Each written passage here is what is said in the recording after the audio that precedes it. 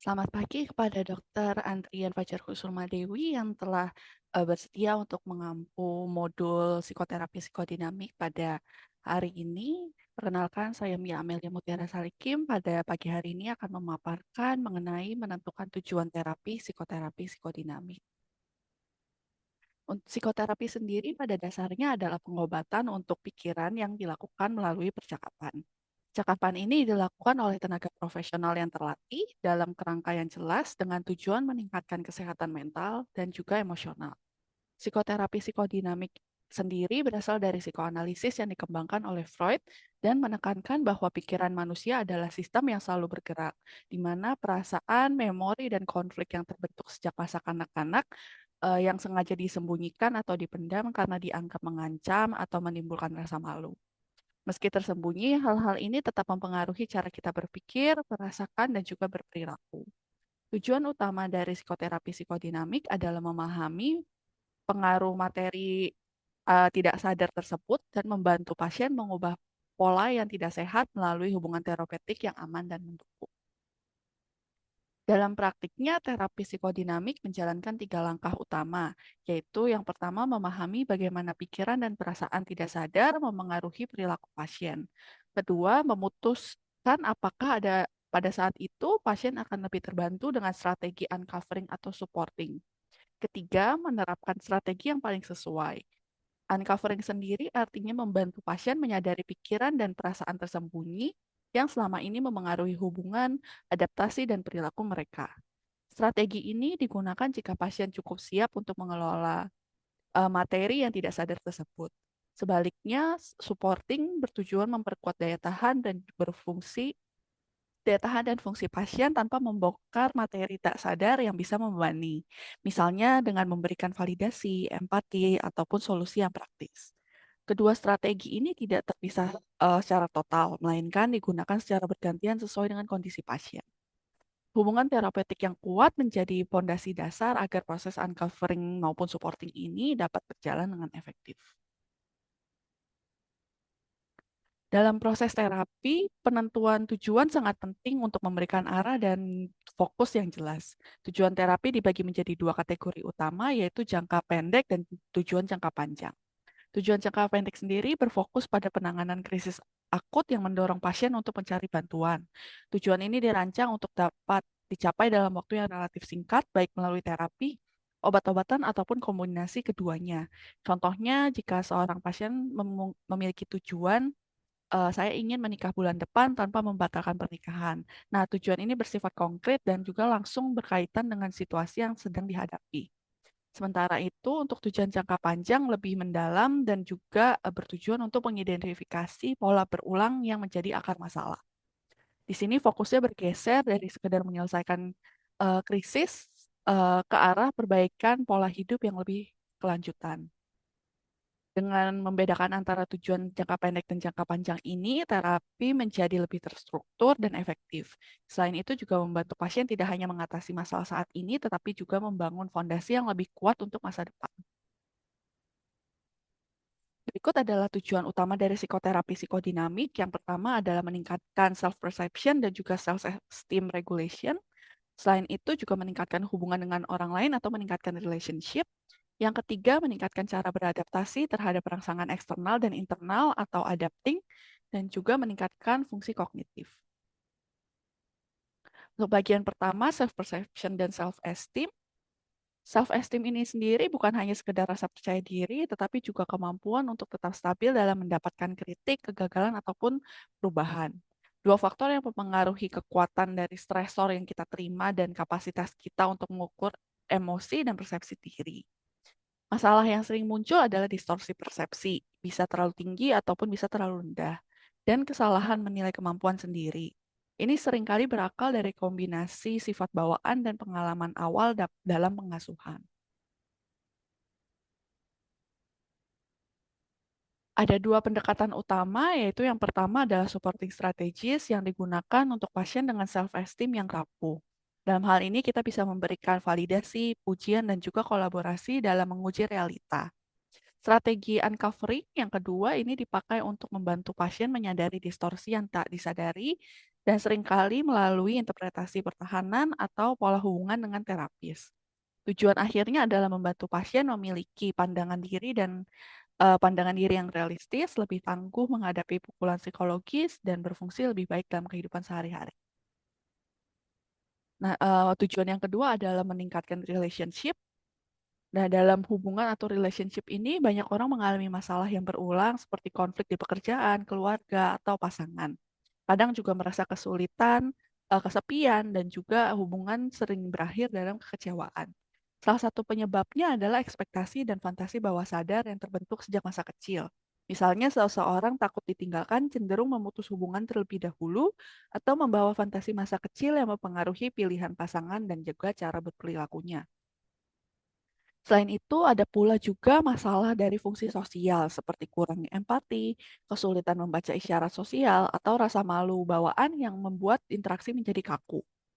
Tujuan terapi ini adalah untuk membantu individu mengatasi hambatan emosional dan sosial ini sehingga mampu membangun hubungan yang lebih sehat, dekat, dan juga memuaskan. Pendekatan terapi ini mencakup dua strategi utama, sama seperti sebelumnya, strategi suportif, yaitu untuk memperkuat keterampilan sosial yang kurang, misalnya dengan memberikan panduan, mengoreksi persepsi yang keliru, dan memodelkan empati. Kedua, untuk strategi uncovering, untuk mengungkap pola bawah sadar yang terbentuk dari pengalaman masa kecil, tujuannya dengan memanfaatkan cerita hubungan pasien dan reaksi mereka terhadap terapis. Tujuannya adalah membangun kesadaran diri, keterampilan sosial, dan juga ekspektasi baru yang lebih sehat dalam hubungan. Yang ketiga adalah adapting to stress. Jadi stres ini dapat kita pahami sebagai segala hal yang membebani cara kita berfungsi, baik berasal dari dalam diri kita seperti kecemasan atau impuls, maupun dari luar seperti trauma atau tekanan finansial. Ketika kemampuan beradaptasi tidak seimbang dengan besarnya stres, muncullah adanya kesulitan beradaptasi. Adaptasi sendiri bisa terjadi secara sadar melalui coping maupun tidak sadar melalui mekanisme pertahanan. Mekanisme ini membantu mengurangi ancaman, tetapi kadang juga bisa bersifat maladaptif. Bentuk maladaptif ini misalnya menguras energi mental seperti melalui disosiasi atau proyeksi dan mengganggu hubungan interpersonal lewat defense mekanisme splitting ataupun devaluasi. Selain itu juga bisa memutus diri dari emosi dan juga mengekspresikannya secara berlebihan. Mekanisme ini juga bisa membuat individu menjadi terlalu kaku, merugikan diri sendiri melalui perilaku beresiko, bahkan menimbulkan keluhan fisik seperti somatisasi. Setelah memahami bagaimana stres dan mekanisme adaptasi bisa menjadi maladaptif, kita masuk ke dalam strategi perbaikannya. Tujuan utamanya dari terapi ini adalah mengurangi ketergantungan pada mekanisme pertahanan yang tidak sehat, meningkatkan fleksibilitas dan efektivitas adaptasi terhadap stres, dan yang terakhir memperkuat hubungan sekaligus kesejahteraan emosional pasien. Strategi terapi yang bisa dilakukan ada dua pendekatan. Yang pertama adalah supporting strategi, yaitu berfokus pada memperkuat coping adaptif yang sudah ada, memberikan saran atau alternatif respons yang lebih sehat, serta melalui psikoedukasi dan eksplorasi bersama pasien. Kedua, strategi uncovering atau membuka ini bertujuan untuk menyadarkan pasien terhadap pertahanan maladaptif yang sering tidak disadari, membantu mereka mengakses dan mengelola emosi yang selama ini dihindari, sehingga menggunakan interpretasi untuk memfasilitasi insight. Dengan kombinasi kedua strategi ini, terapi diharapkan dapat membantu pasien menghadapi stres dengan lebih sehat, fleksibel, dan juga produktif. Fungsi yang terakhir adalah meningkatkan fungsi kognitif. Jadi fungsi kognitif ini mencangkup kemampuan berpikir, mengatur pikiran, menguji realita, dan mengendalikan emosi dan juga mengatur perilaku. Pendekatan yang digunakan membedakan antara pasien yang sebenarnya memiliki kemampuan namun terhambat atau yang kita sebut sebagai block, dan pasien yang memang memiliki kekurangan kemampuan sejak awal atau defisit. Pada kasus block, strategi uncovering digunakan untuk membuka hambatan bawah sadar, sedangkan pada defisit kita memakai strategi supporting untuk membantu membangun keterampilan yang belum ada. Dalam proses penilaian, kita perlu mencangkup tiga pertanyaan penting.